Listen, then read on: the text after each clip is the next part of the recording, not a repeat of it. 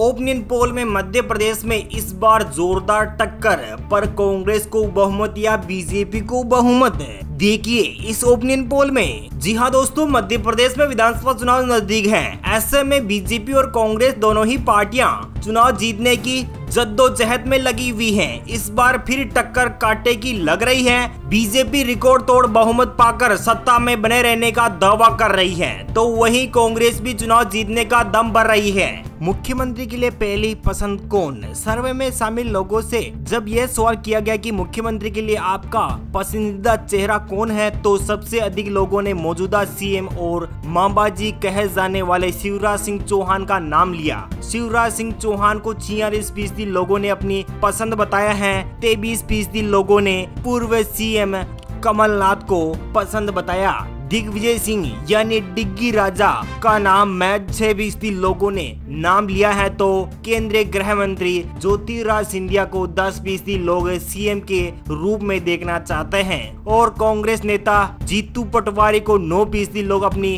पसंद बताता है, तो गृह मंत्री नरोत्तम मिश्रा को 3% और अन्य को 13% लोगों ने सीएम बनने की बात कही है। क्या है सबसे बड़ा मुद्दा? सबसे बड़े चुनावी मुद्दे के सवाल पर सबसे अधिक 22% लोगों ने रोजगार का नाम लिया, तो 16% ने विकास को सबसे बड़ा मुद्दा बताया, तो वहीं 6% लोगों ने कानून व्यवस्था और 11% लोगों ने किसानों को सबसे बड़ा मुद्दा बताया। 10% लोगों ने कहा कि भ्रष्टाचार को वह सबसे अधिक तवज्जो देते हैं, तो 14% लोगों ने महंगाई को सबसे मुख्य मुद्दा बताया। मोदी कितने बड़े फैक्टर है? विधानसभा चुनाव से पहले जनता से मोदी सरकार के कामकाज को लेकर भी सवाल किया गया है। बतौर प्रधानमंत्री नरेंद्र मोदी के कामकाज को लेकर पूछा गया सवाल के जवाब में 46% लोगों ने बहुत अच्छा, 44% लोगों ने संतोषजनक, तो 9% लोगों ने बेहद खराब, तो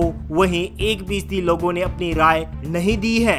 किसको कितना वोट प्रतिशत जान लीजिए आपकी स्क्रीन पर। जी हाँ दोस्तों, मध्य प्रदेश की विधानसभा की सभी 230 विधानसभा सीट में से किसे कितना वोट प्रतिशत मिल सकता है? जी हाँ दोस्तों, हमारे ओपिनियन पोल के जरिए भारतीय जनता पार्टी यानी कि बीजेपी को 45% वोट शेयर मिल सकता है, तो वहीं कांग्रेस पार्टी के हाथ में आ सकती है 39% वोट शेयर, और अन्य पार्टियों को यहाँ पर 16% वोट शेयर मिलने की संभावनाएं काफी ज्यादा जताई जा रही है। जी हाँ दोस्तों, बात कर लेते हैं मध्य प्रदेश विधानसभा चुनाव की सभी 230 विधानसभा सीट में से किसे कितनी सीट मिलने की संभावनाएं दिखाई जा रही है।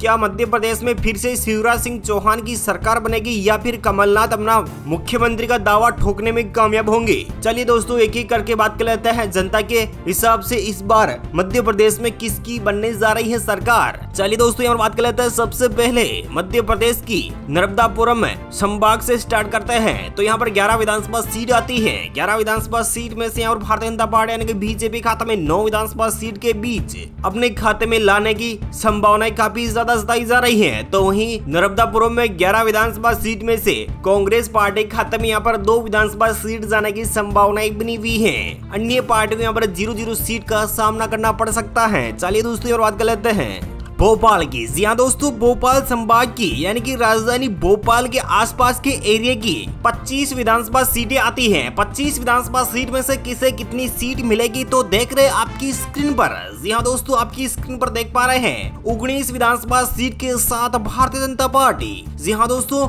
वही कांग्रेस पार्टी के हाथ लग सकती है 6 विधानसभा सीटें, और अन्य पार्टियों को यहाँ पर 0 सीट पर संतुष्ट होना पड़ेगा। जी हाँ दोस्तों, ये रही भोपाल की। अब बात कर लेते हैं सागर संभाग की 26 विधानसभा सीट आती है। 26 विधानसभा सीटों में से किसे कितनी सीट मिलेगी, तो देख रहे हैं आपकी स्क्रीन पर।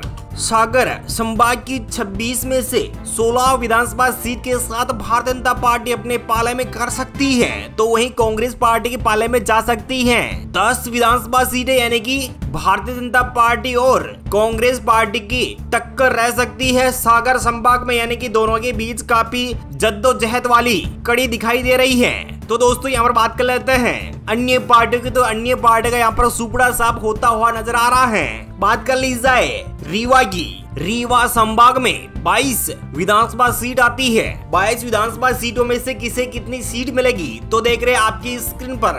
सबसे ज्यादा भारतीय जनता पार्टी अपने पाले में कर सकती है रीवा में। जी हाँ दोस्तों, एक बार फिर से सुन लीजिए, रीवा की 22 विधानसभा सीट में से 20 विधानसभा सीट के साथ भारतीय जनता पार्टी अपना पाला मजबूत कर सकती है। तो वहीं कांग्रेस पार्टी के पाले में यहाँ पर मात्र 2 सीटों पर संतुष्ट होना पड़ेगा। दोस्तों, आपको क्या लगता है मध्य प्रदेश में इस बार किसकी बनेगी सरकार?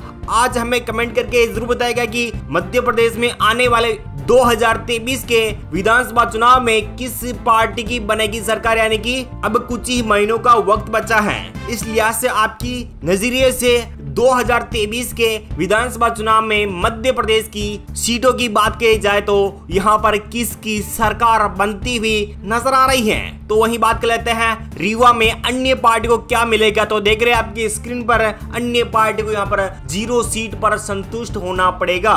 तो दोस्तों यहाँ पर बात कर लेते हैं मध्य प्रदेश की अब तक 230 विधानसभा सीटों में से 84 यानी कि 84 विधानसभा सीट का ओपिनियन पोल आपको दिखा रहा है, यानी कि जनता की राय आपके समक्ष रख रहे हैं। इस लिहाज से देखा जाए तो यहाँ पर भारतीय जनता पार्टी यानी कि बीजेपी के खाते में 64 विधानसभा सीट जाने की संभावना बताई जा रही है। तो वहीं कांग्रेस पार्टी के हाथ लग सकती है 20 विधानसभा सीटें। अन्य पार्टियों को यहाँ पर एक भी सीट मिलने की संभावनाएं दिखाई नहीं दे रही है। चलिए बात कर लेते हैं नेक्स्ट संभाग की ओर चल पड़ते हैं, यानी कि शहडोल में 8 विधानसभा सीटें आती हैं। 8 विधानसभा सीट में से किसे कितनी सीट मिलेगी तो देख रहे हैं आपकी स्क्रीन पर। जी हाँ दोस्तों, शहडोल की 8 विधानसभा सीट के साथ भारतीय जनता पार्टी अच्छी खासी लीड मार रही है। यहाँ पर 8 में से 5 विधानसभा सीटें अपने खाते में ला सकती है। तो वहीं कांग्रेस पार्टी को यहाँ पर 3 विधानसभा सीटें अपने पाले में रखने में कामयाबी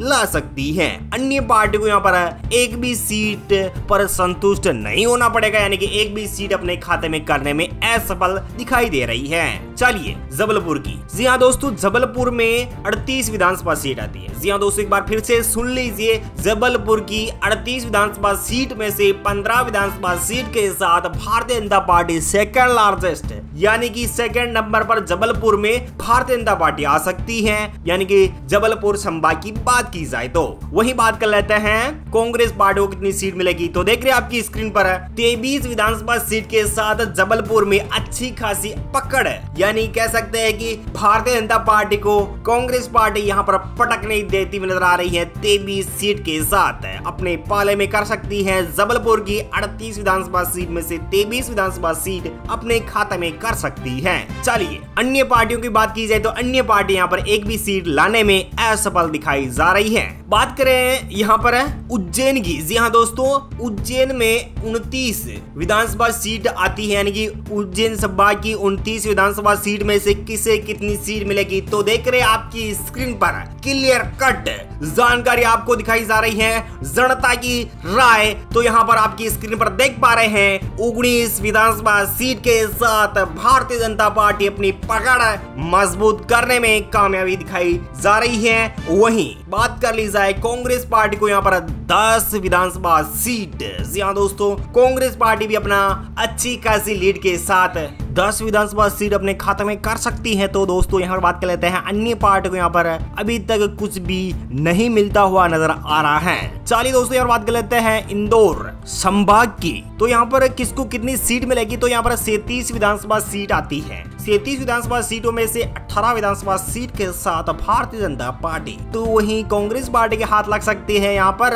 अच्छी खासी लीड के साथ 19 सीटें, यानी कि एक सीट आगे। यानी कि कह सकते हैं कि मध्य प्रदेश में इस बार कांग्रेस और भारतीय जनता पार्टी के बीच काफी ज्यादा टक्कर देखने को मिलेगी और अन्य पार्टी को यहाँ पर 0-0 सीट पर संतुष्ट होना पड़ेगा। तो दोस्तों यहाँ पर आपको बता रहे हैं मध्य प्रदेश की 230 में से 196 विधानसभा सीट का अब तक ओपिनियन पोल आपको दिखा रहे हैं। तो इस ओपिनियन पोल की लिहाज से देखा जाए तो इस ओपिनियन पोल में भारतीय जनता पार्टी को 121 सीट के साथ पूर्ण बहुमत की सरकार अपने खाते में ला सकते हैं। तो वहीं कांग्रेस पार्टी यहाँ पर 75 विधानसभा सीट के साथ संतुष्ट हो सकते हैं। चलिए दोस्तों यहाँ बात कर लेते हैं मध्य प्रदेश के अगले जिलों के बारे में। मध्य प्रदेश का अगला जिला निकल के आ रहा है आपकी स्क्रीन पर, चंबल। चंबल के इलाके में भारतीय जनता पार्टी यानी कि नरेंद्र मोदी को यहाँ पर 5 विधानसभा सीट पर ही संतुष्ट होना पड़ेगा। जी हाँ दोस्तों, चंबल संभाग की 13 विधानसभा सीट में से मात्र 5 विधानसभा सीटों पर ही संतुष्ट होना पड़ेगा भारतीय जनता पार्टी को।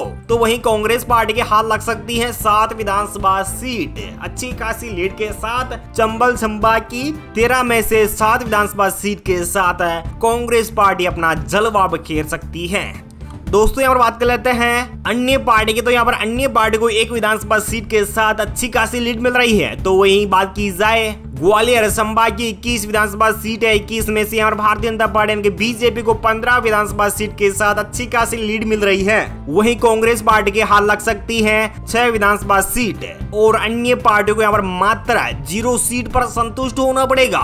जी हाँ दोस्तों, बात कर लेते हैं मध्य प्रदेश यानी कि मध्य प्रदेश विधानसभा चुनाव की सभी 230 विधानसभा सीट का ओपिनियन पोल आपकी स्क्रीन पर पूर्णतया रख दिया है। इस ओपिनियन पोल के लिहाज से देखा जाए तो यहाँ पर भारतीय जनता पार्टी यानी कि बीजेपी को 141 सीट के साथ पूर्ण बहुमत मिल रहा है। तो वहीं बात की जाए कांग्रेस पार्टी की, तो यहाँ पर कांग्रेस पार्टी को यहाँ पर मात्र 88 विधानसभा सीट के साथ संतुष्ट होना पड़ेगा। जी हाँ दोस्तों, मात्र 88 सीटों पर संतुष्ट होगी कांग्रेस पार्टी यानी कि कमलनाथ यहाँ पर मुख्यमंत्री तो नहीं बन रहे हैं इस लिहाज से देखा जाए तो वहीं अन्य पार्टियों को यहाँ पर 1 विधानसभा सीट पर संतुष्ट होना पड़ेगा।